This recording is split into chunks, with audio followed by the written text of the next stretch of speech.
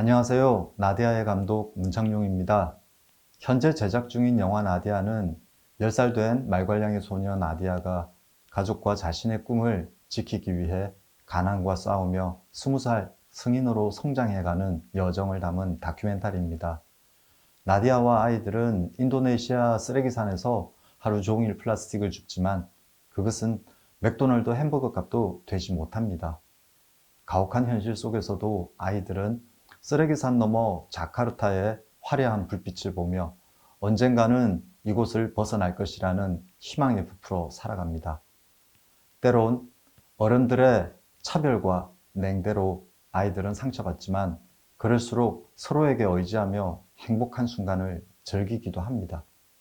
하지만 시간이 지나도 바뀌지 않는 가난은 가장 가까웠던 서로에게 상처를 주고 각자의 길로 갈라서게 만듭니다.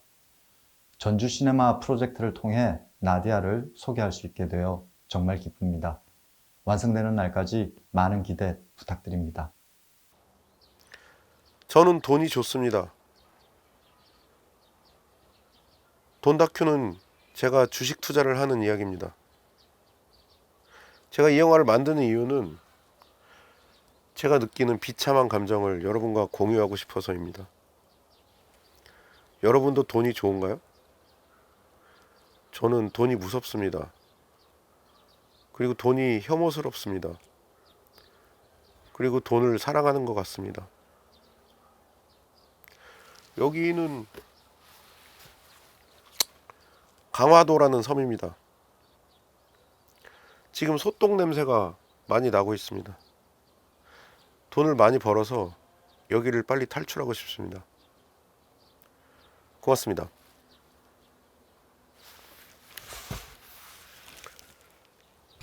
안녕하세요. 저는 럭키 아파트라는 작품을 준비하고 있는 강유가람입니다. 럭키 아파트는 아파트에서 살아가는 한 평범한 레즈비언 커플의 이야기를 다루고 있습니다.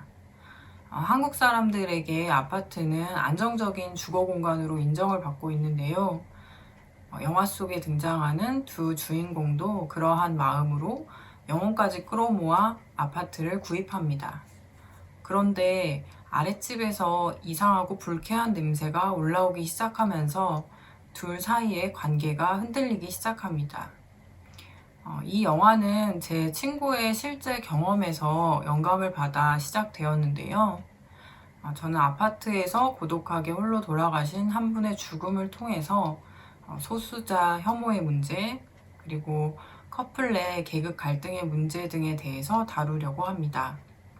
이 영화가 누군가의 마음에 가 닿기를 바라는 마음으로 만들고 있습니다. 많은 관심 부탁드립니다. 감사합니다. 안녕하십니까. 영화감독 고봉수입니다. 전주 프로젝트 피칭작으로 영화 슬랩뱅뱅을 선정해 주신 여러분 대단히 감사드립니다. 슬랩뱅뱅은 금밀의 대한민국 경찰 공권력이 AI와 로봇으로 대체되면서 민간인 주도 현상금 사냥꾼들이 난립하게 되는 시기의 이야기를 다루고 있습니다. 장르는 SF 액션 코미디입니다.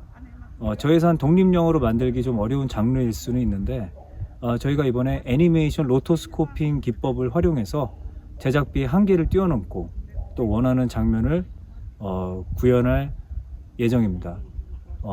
저희 프로젝트에 관심 가져주셔서 대단히 감사드립니다. 항상 건강하세요. I am Ma Xue, director of the film Jiaren, also known as Alcetis. Please allow me to take you on a journey to a nursing home in Beijing, where my father resided for the past 3 years due to health condition. I visit him every week and I couldn't help but notice the unique environment of the nursing home.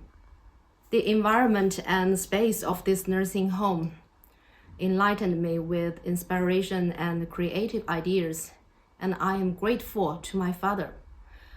Although he passed away earlier this year in the nursing home, I will always miss him, and this story will be an emotional connection between him and me forever. I believe Alcetis is a film that will keep you guessing until the end. It is also a projection of my favorite Greek mythological character Alcetis onto the female protagonist in the East Asian context.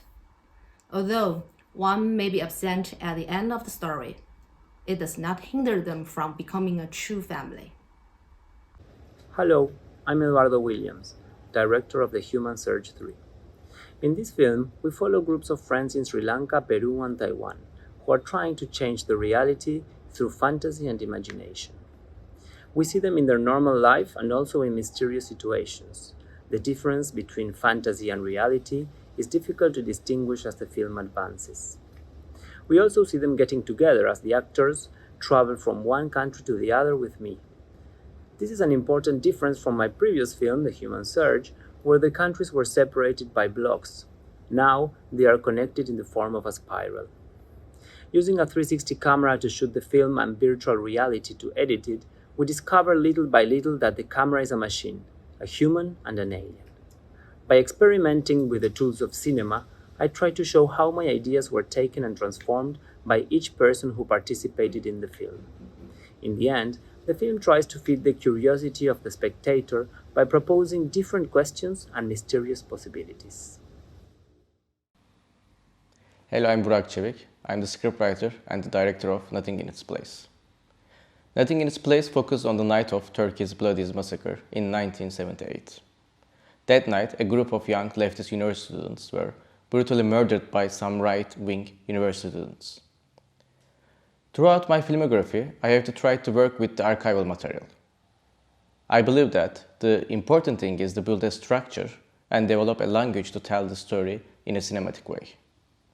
I remember in my early 20s, I pulled a book out of my father's library and read it. And it told the story of that terrible night through police records. This haunted me and led me towards a question. How can a person kill another person for the sake of their own values? If I have to talk about the feeling that I want the movie to leave in the audience will to feel like the swinging of a polarized world in late 70s. A constantly shaking camera, following characters from one room to another, sometimes dark, grainy, with lots of cigarette smokes and brown-colored walls.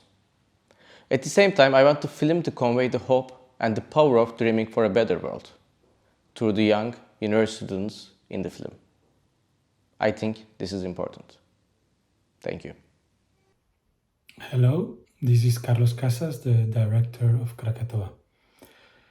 The eruption of Krakatoa represents for me an important moment in the understanding of our planet.